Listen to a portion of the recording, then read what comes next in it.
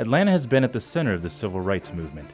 Of course, it's the home of Dr. Martin Luther King Jr., John Lewis, and other icons of the movement. Auburn Avenue was once the epicenter of the thriving black middle class and of black political power in Atlanta. But there was another center of power in the civil rights movement, the Atlanta University Center. The students and the leaders of the movement didn't always agree on the tactics or the timeline in this struggle, but there was a place where both sides met and planned, and it was just as important to the civil rights movement as any place on Sweet Auburn.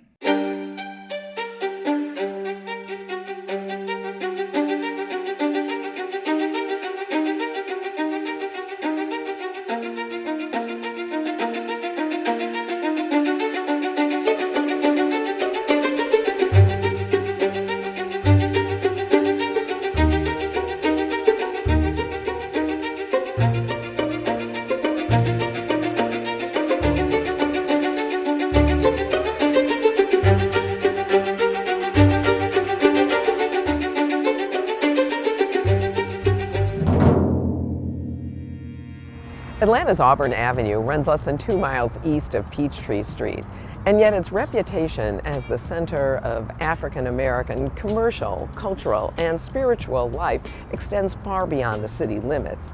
In fact, the street earned a moniker, Sweet Auburn, as a commercial corridor and the home of Atlanta's emerging black middle class.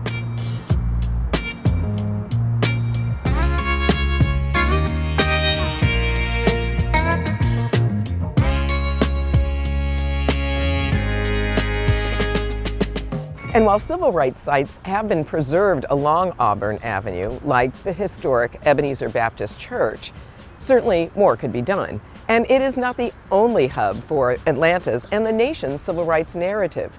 For that, we go to the west side of Atlanta, to the area around Martin Luther King Jr Drive.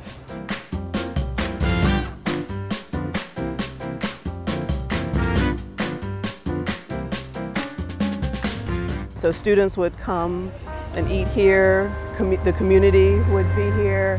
Martin Luther King and the SCLC would have meetings here. So there was this restaurant that started first. Later, the nightclub, the Le Carousel, opened up.